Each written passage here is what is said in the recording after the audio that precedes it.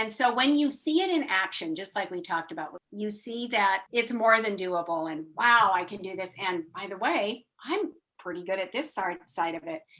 Welcome to another episode of Everyday Practices Podcast. I am your host, Reagan Robertson, and today we are debuting part 2 of a 2-part series with Master Coach Patti Sooy. In this particular episode, she is going to share why it is vitally important to get specific about your goals and ask for the support you need so that you can comprehensively serve your patients in the best way. This is full of a lot of nuggets, and you're going to have a great time listening today. In addition to this, if you love what you have heard and you are ready to get specific and clear about your goals and no longer say, I just want to do better, but you know exactly how and which way you want to get better, I encourage you to head on over to productivedentist.com/foundations, where we are starting our 3rd PDA Business Impact Foundations program, kicking off January 14th, 2021. All right, let's get started. I'm very excited. I've been part of PDA for 10 years. I'll say dentistry for 10 years. When I listen to Dr. Bruce Baird, the Productive Dentist podcast, I hear goals a lot. I hear, well, you got to know your goal, got to know your goal, got to know your goal. There is a lot that sits behind that word. There's a lot that happens to execute it successfully. And to have Dr. X say, my goal is to get 4 in a month, that's a nice stake in the ground. And there's a lot that goes, leads up to that particular piece. I saw Chad's 2-year plan and was tickled pink to see all the different moving pieces that he was considering in that. Chad, do you plan in the same way? Do you say, my goal is to, and really I see it as a utilization of equipment too. Like, I'm very passionate about this. I want to make this type of impact for people. So I'm looking to affect this many lives. Is that how you plan? Yes. And why goals don't come to fruition is because when we say them, we're like, I want to do better next year. And if I said to someone else, hold me accountable, I want to be better by next year. And then the year goes through and you just go, I don't know. I think I'm better. And it's, and so if you stop and you go, wait a second, you want to be better at what? It's like, wait a second, we weren't specific enough. So then it ties into SMART goals. So asking yourself, is it specific, measurable, attainable, relevant, and timely? Stuff like that. So, are you making SMART goals? So just basically take your great big goal, your BHAG, your big, hairy, audacious goal. Take your BHAG and make it into littler bites. Bite that elephant one bite at a time. Those are the little steps that make it happen. It makes it a reality, and I'm jumping out of my skin because to me we're getting back to the definition of success, and it is going to be unique for each doctor. For this doctor specifically, his BHAG was to be known as the same-day smile doctor in his region. That's a big, hairy, audacious goal. And yes, systems are helpful. Yes, processes and training, those are all really important, critical elements to it. But we're raising it above and being very strategic. So Patti, I honor your strategy in this. So you had many different ways probably to present a case moving forward to help him make this dream a reality.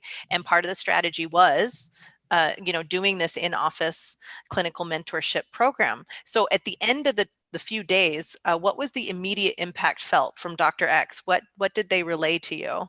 He was so excited, and I didn't really want to interrupt. Normally we would be doing a session just he and I together. He really wanted to watch a second case, and so he's watching, and I don't want to bother him too much, but there was just so much I wanted to cover with him. And then all of a sudden he just wanders out and he goes, okay, we need to sit down and talk. We need to talk. Let's talk goals. Let's talk. And so then I knew he was ready too. He was ready. He knew there were things that he needed to put into place. And so we got really excited because, he really started to dream about a lot of different things. It wasn't just about same-day smiles. I don't get enough time off in a year. I want to be productive enough that I can take off. He was hooked. Yeah, a week, a quarter, and I want to be able to. I need more space. And by the way, I love this surgical suite that was put in. I would love to be able to, utilize space better in my office. In fact, I'm looking at the possibility of, expanding. And so, I mean, then it just opens up so many more doors and windows. And you look at, okay, and small windows. And so I just went, okay, so let's prioritize. Let's look at what your priority is. And let's look at your timeline and how we can make that happen. And so you just backtrack. Okay, you get the big dream, right? You get the dream, and then you break it down. Where do you see yourself in a year? Where do you see yourself in that year? Here's your dream. Where do you see you need to be in 12 months? And then, and you just kind of break it back down. And then what do you need to do when you get home in the next 30 days to put some things in place that'll move you to that next step? What is it that you need to do? And so, and then we follow up with him. In fact, I have a follow-up call this week with him and his lead coach, and really see what progress he's making and then help him with the next steps. So we're here for him. We're here for him in every which way possible. I happen to be on site with him, and I'm very familiar with the doctor that is faculty because I've coached his office and team for years. And so I get to highlight his team. He gets to see how the team is so critical in making the doctor successful and having a great patient experience. And so it was just a lot of fun, and he was excited. And then I saw him at the airport. We happened to be on the same flight out. So then we're talking about it again, Cool. And yeah, he's raring to go. And well, Patty, what I hear, just to stop for the audience, is he was inspired. That's the word that really happened, was he was inspired. What started as I had specific goals for coming in, now all of a sudden he's going, I want to be a better community person. I want to be a better father. I want to be a better dentist. I want to be a better leader. He was inspired. He was, Chad, and it really changed his vision for the future. Yeah. It changed his vision. And maybe he'd thought about it before, but now he's starting to see where that fits and how it could happen. He's seeing there's hope in it. There's hope in it. I really can't do this because here this guy is doing it and it's made a big difference for him. Yep. And so when you see it in action, just like we talked about what you said earlier, Chad, when you see it in action, you see that it's doable. You see that it's more than doable, and wow, I can do this. And by the way, I'm pretty good at this side of it. And I think what's so missed I love online. Please hear that. And with COVID, it's been great to have online programs, but we were very safe. We were very safe in this with COVID, masks, all the stuff, but you can't hear the communication that's had with the patient in between time, what they say, how they prepare them for their next visit, because they're going to do a follow-up, how they prepare them to take a break, all of those different things, how they ask them questions. Now, when they're sedated, it's a whole different game. You can, and then the visiting doctor can just ask gobs of questions because they're not, you can't hurt anybody's feelings if you ask, why is that tooth that ugly color? Right. What happened there? So those are those dumb questions that I'm talking. And someone could be like, why do you call them dumb questions? Well, everyone knows what I'm talking about. And we want to say that there's no such thing as dumb questions. Sometimes that's debatable, but there are times when you need and want to ask dumb questions. And in a group of 500 at an ADA meeting, or at the Chicago Midwinter, you might not ask it, but when it's one-on-one and this mentor has helped guide you, you're more apt to ask those questions that even yourself you're going, I know this sounds dumb, but why did you mill all those? Why did you mill the canine a darker color? Well, that's a great question. I want it to look a little bit more natural. Those kinds of things.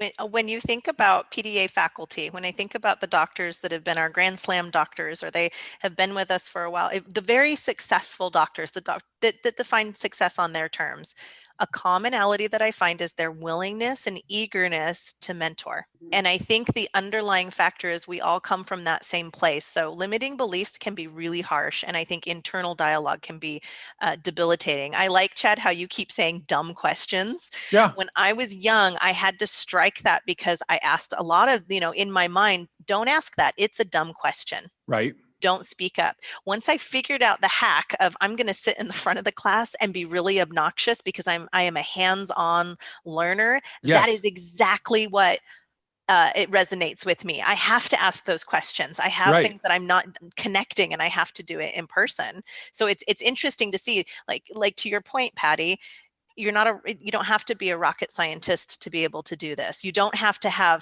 strip off that I don't have this, I don't have a team, I don't have this, I don't have that, and put that out the window, because it really is, you can eat a pie, it's just one bite at a time. And I also just want to reiterate, when you bring team members and you bring, let's say, two assistants or an assistant and a treatment coordinator and admin, how to make this all work. They have other people there that are doing their same job that they can connect with. That's easier than asking a doctor the questions. So they get into relationship, and all of the team that's there in this mentorship program are very approachable, and they love to share, and they love to support, and they love to help.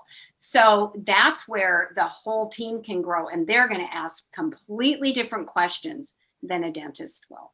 And so then you get that, it's like the full meal deal. You get everything answered, and then they're excited to go back, and not for the doctor to come back and say, hey, we're doing it different now, and this is why, They've bought into it too.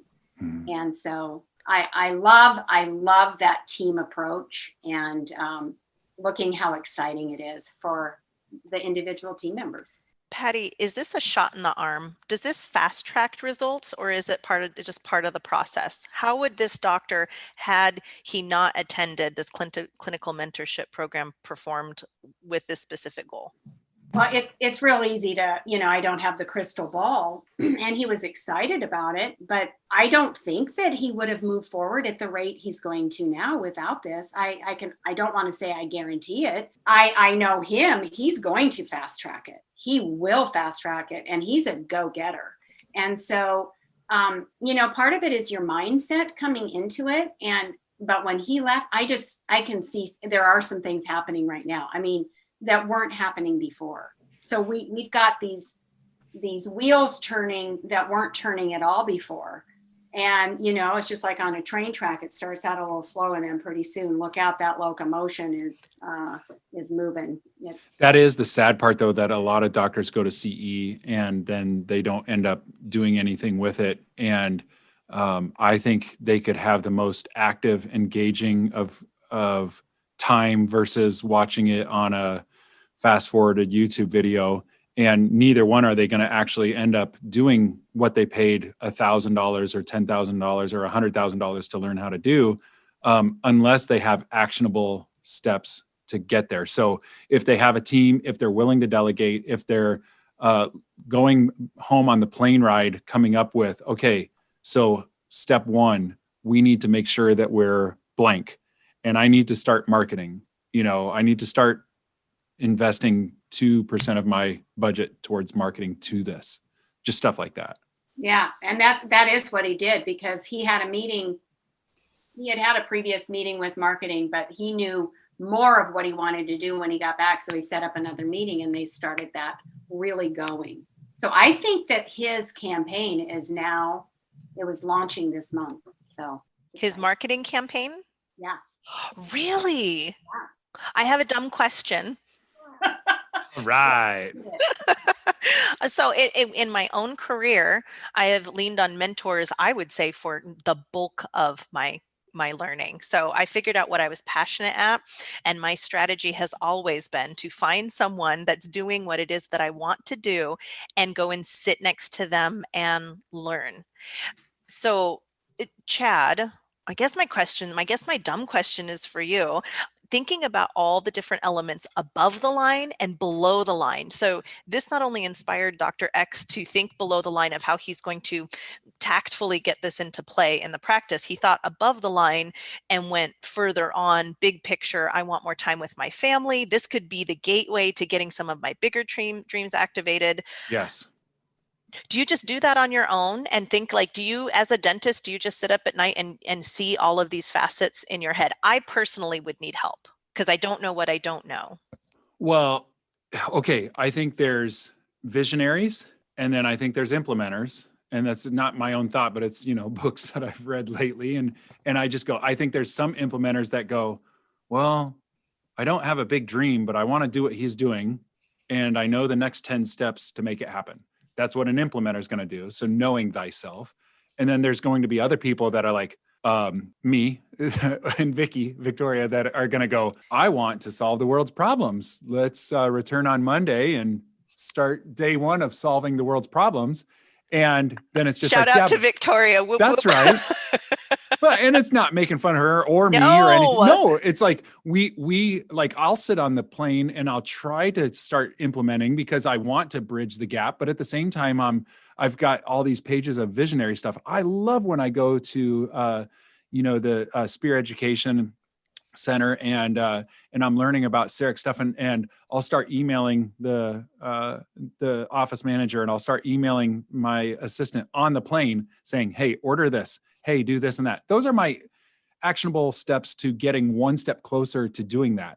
I even, I'll have out this journal and I don't journal on a regular basis, but after being inspired from a class, PDA workshop, COIS, Spear Education, GARG's implant seminars, big stuff like that and there's others where I'll leave going, man, I need to do this and that and this and that. And that's when I'll start trying to do the implementing thing because I'm looking at the bigger picture. I don't know if that answered your question, but yes, we all try and bridge the gap. But the question is, are we better at implementing and we're not looking at the big vision? It sounded like this guy was trying to implement and he all of a sudden caught inspiration to look at the bigger picture, to be a visionary of the bigger picture. Because again, if he can see the bigger picture and be satisfied in his life by doing these procedures, then these procedures also become secondary. It's not the end. It's not the end. It's part of the means, not the means themselves, part of the means to the end of having a satisfactory life. And one of the things that he said, and I really remember this well, he said, I'm going to need help. I'm going to need help with this. Good for him. I don't know how to train my team to do XYZ. I don't know how to have them talk about if it's compassionate finance or any type of financing methods. I don't know how they should be doing that and doing it well and doing it in a way that gets people to yes, that influences patients. I mean, influential communication is so key in getting the patient to understand the value of it for them. So influential communication, it starts, on the phone. It starts, and so all of those things build up to whatever happened in the consult. Now, what's going to happen with that financial conversation? Are we really giving them options? And so he knew, he goes, I don't know how to do that. I'm going to need help. And I go, that's why we're here. That's right. Good All for right. him. Patty, I have one more question. What's in this for you? The feeling I get when I see somebody reach their goals, I got goosebumps just thinking about it. It just brings me such pleasure. I guess when you say it's my pleasure to see somebody improve and reach their goals and knowing that you've done just a little bit to help them on their way, right? That to me, that's what life's all about, is helping other people get better and reach their goals. That's what I have in it. Very cool. I think that's a great note to land on. Well, thank you, Patty, for spending probably an hour with us now, a little over, for your time and really diving into this story about, how to just shift your perspective a little bit and get inspiration to open yourself up to new possibilities. Reagan Robertson here, co-host of Everyday Practices podcast. This year has been an absolute roller coaster that most people are screaming to get off of. Rather than preparing for the holidays, are you finding yourself stuck worrying about the health of your business? Is it keeping you up at night? The truth is, you deserve a business that builds you up and doesn't run you down. Starting January 14th, we are kicking off another PDA Business Impact Foundations program. Go to www.productivedentist.com/foundations and use the code FUTURENOW, all one word, FUTURENOW, for a $700 scholarship. Bring your lunch or take us to the gym again next week to improve your everyday practices. Also, subscribe on iTunes, follow us on social media, and sign up for our email list. Now get out there and win with everyday practices.